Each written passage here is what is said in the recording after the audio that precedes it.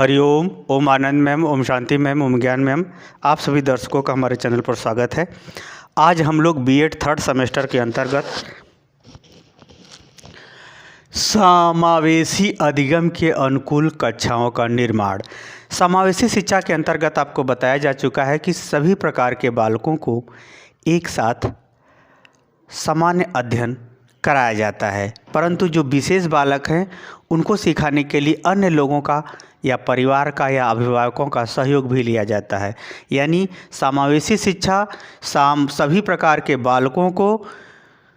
अन्य क्षेत्रों से सहयोग या अन्य लोगों का सहयोग लेते हुए समान रूप से शिक्षा प्रदान की जाती है, उसी को कहते हैं समावेशी शिक्षा। यहाँ समावेशी अधिगम का तात्पर्य यह है कि जो समावेशी शिक्षा के अंतर्गत विभिन्न प्रकार के बालक हैं उनको सिखाने के लिए किस प्रकार उनके अनुकूल कक्षाओं का निर्माण किया जाए, किस प्रकार की उनकी कक्षा व्यवस्था हो या शिक्षण अधिगम व्यवस्था हो, किस प्रकार का शिक्षण अधिगम व्यवस्था हो जिसके माध्यम से सभी प्रकार के बालक अधिगम कर सके, उसके विषय में हम लोग डिटेल में देखेंगे। पहला यह है आंतरिक एवं भौतिक वातावरण का निर्माण। यानी कक्षा का कैसा निर्माण होना चाहिए। आंतरिक एवं भौतिक वातावरण का निर्माण। भौतिक का मतलब होता है जो स्पर्श किया जा सके, जिसको छुआ जा सकता है, जिसको महसूस किया जा सकता है, जैसे टेबल, कुर्सी, कमरा का आकार, बैठने की व्यवस्था, विभिन्न प्रकार की कुर्सी, शांत कैंपस की व्यवस्था, छात्रावास की स्थिति। यानी भौतिक जो वातावरण हो विभिन्न प्रकार के बालकों के अनुरूप हो, जैसे विकलांग बालक है तो उसके अनुरूप हो, अंधा बालक है तो उसके अनुरूप हो, मूक बधिर बालक हो तो उसके अनुरूप हो। ऐसा जो है भौतिक वातावरण यानी विद्यालय का जो शिक्षण विद्यालय से संबंधित जो कमरा है, बैठने उठने, चाक, डस्टर, उपकरण, ये कहें कि उसको प्रकाश, शांति इत्यादि जो है उसके अनुरूप होना चाहिए। वहीं हम आंतरिक अगर वातावरण की बात करें तो आंतरिक वातावरण बहुत महत्वपूर्ण होता है, क्योंकि आंतरिक वातावरण के अंतर्गत शिक्षक क्या करता है कि सभी विद्यार्थियों में उचित समायोजन को ध्यान रखता है और उनके एक दूसरे से वो डिस्टर्ब न हो इसका भी ध्यान रखता है। इसके अंदर उसके साथ साथ जो चीज़ पढ़ाई जा रही है उसके अंदर विधि, उपकरण और किस क्रम से किस बात को किस ढंग से बताया जाए कि सभी बालकों के अनुरूप हो, ऐसा जो प्रबंधन होता है उसको हम कहते हैं आंतरिक वातावरण। यानी शिक्षण अधिगम प्रक्रिया के आंतरिक वातावरण और शिक्षक अधिगम प्रक्रिया के बाहरी वातावरण या भौतिक वातावरण उसके अनुरूप हो, किसके अधिगमकर्ता के अनुरूप हो। क्योंकि विभिन्न प्रकार के बालक हैं, मूक बधिर बालक है तो उसके अनुसार, शरीर से विकलांग बालक है तो उसके अनुसार, अन्य जो विभिन्न प्रकार के बालक हैं उनके अनुसार यह व्यवस्था दिया जाएगा, तब उनको जो है उनके अनुकूल कक्षा का निर्माण होगा। अगर हम दूसरे की बात करें, संवेगात्मक एवं सामाजिक वातावरण, यह बहुत महत्वपूर्ण वातावरण होता है, क्योंकि जो बालक किसी समस्या से ग्रसित हैं वे संवेगात्मक रूप से भी अनियंत्रित होते हैं। तो ऐसे समय में अध्यापक को इस प्रकार से सक्रिय होना चाहिए, इस प्रकार सूझ समझ वाला होना चाहिए, इस तरह से उसका व्यवस्थित एवं सक्रिय निर्णय एवं व्यवहार होना चाहिए कि उसमें सभी बालकों के मान सम्मान, स्वाभिमान का वह ध्यान रखे और सभी बालक जो सामान्य बालक हैं या जो प्रतिभाशाली बालकों हैं उनके संग वह उचित व्यवहार कर सके, किसी प्रकार का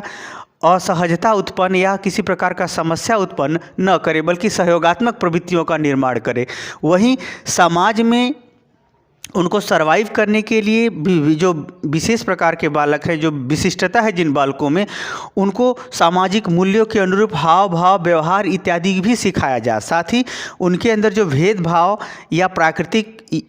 योग्यता के आधार पर भेदभाव हो, चाहे शिक्षण के आधार पर जो भेदभाव हो, उसको दूर करने का प्रयास करें। साथ में मानवता रूपी महत्व के बात को और व्यवहार को साइंटिफिक और सामाजिक दोनों दृष्टिकोणों से समझाने का प्रयास करेगा, तब जाकर के जो है सभी प्रकार के बालकों के बीच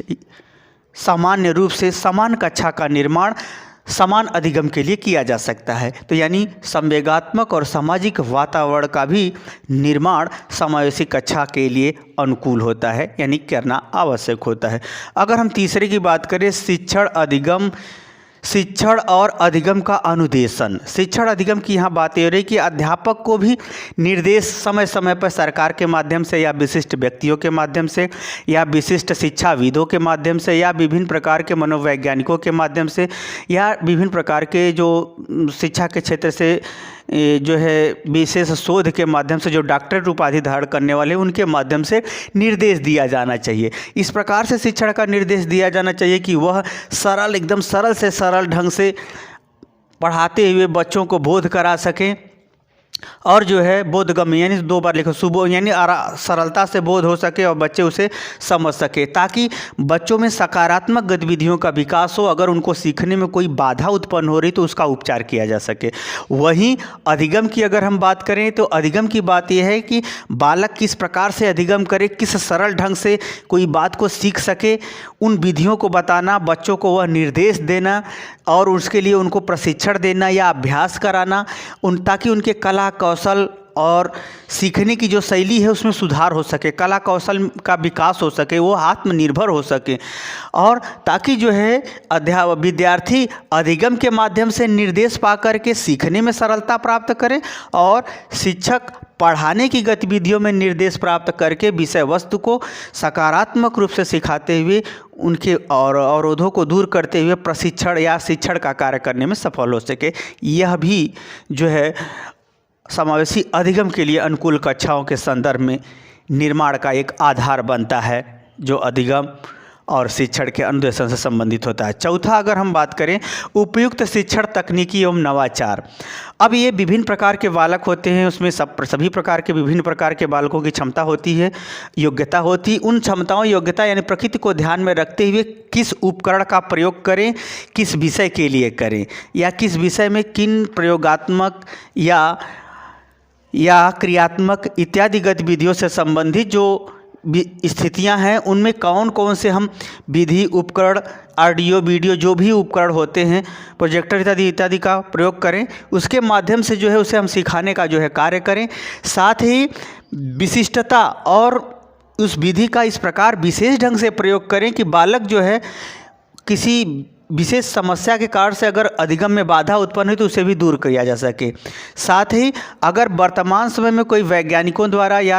आधुनिक समय में कोई अन्य गतिविधियों के माध्यम से कोई नया चीज़ आया है शिक्षण प्रशिक्षण के लिए जो विद्यार्थियों को सिखाने में मदद मिले, उसको भी शामिल करते हुए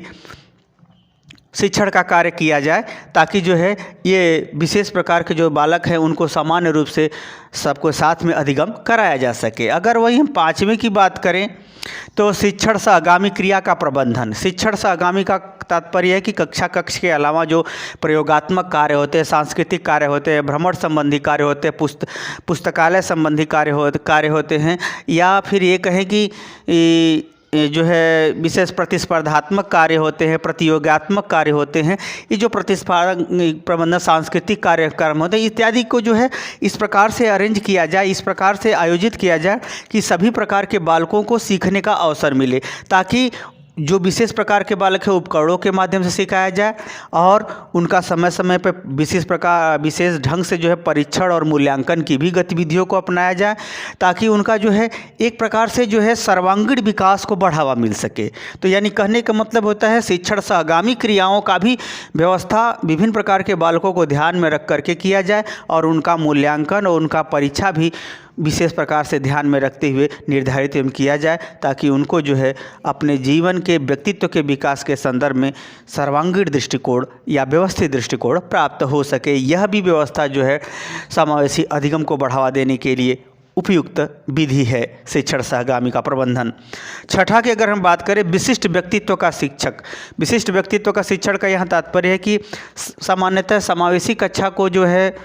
व्यवस्थित ढंग से संचालित करने के लिए या व्यवस्थित ढंग से समावेशी कक्षा के निर्माण के लिए जो महत्वपूर्ण केंद्र बिंदु जो शिक्षक है वह शिक्षक की विशिष्ट योग्यता के आधार पर ही उसको चुनाव करना चाहिए, ताकि ऐसे शिक्षक गंभीर हों, शांत स्वभाव के हों, सक्रिय हों, उनके अंदर क्षमा का गुण हो, वह अभ्यासी हों और विभिन्न प्रकार के बालकों को सिखाने में तत्परता दिखाएं। यानी एक प्रकार से वो विशिष्ट प्रशिक्षण ले करके बालकों के संग मित्रवत व्यवहार करके सभी प्रकार के बालकों को समान पाठ्यक्रम या समान शिक्षा सिखा सके, बता सके, समझा सके, ताकि समान रूप से सबका जो समावेशी शिक्षा का मूल उद्देश्य है समाज के मुख्य धारा से जोड़ना, सबको समान पाठ्यक्रम, समान व्यवहार, समान शिक्षण विधि का प्रयोग सामान्य पाठ्यक्रम से जोड़ते हुए समाज की मुख्य धारा से उनको जोड़ करके जीवन सिखाने में सफल हो सके। कहने का हमारा तात्पर्य है विशिष्ट व्यक्तित्व का शिक्षक अगर समावेशी शिक्षा के अंतर्गत शिक्षण का कार्य करता है तब जो है समावेशी अधिगम की प्रक्रिया व्यवस्थित और सही ढंग से संचालित भी होती है और अपने उद्देश्य में सफल भी होती है। इस प्रकार से समावेशी अधिगम के अनुकूल कक्षाओं के निर्माण के लिए इन विभिन्न 6 महत्वपूर्ण बातों को आपको मैंने बताया कि इसके माध्यम से इस प्रकार के कक्षा का निर्माण करके सभी प्रकार के बालकों का सर्वांगीण विकास करते हुए समाज की मुख्य धारा से जोड़ा जा सकता है। मुझे उम्मीद है कि मेरे द्वारा समझाया हुआ व्याख्यान आप समझ गए होंगे। समझ गए तो कमेंट बॉक्स में ज़रूर बताइए। साथ ही मेरे चैनल को लाइक शेयर सब्सक्राइब भी कीजिए। आज के लिए इतना ही। हरिओम।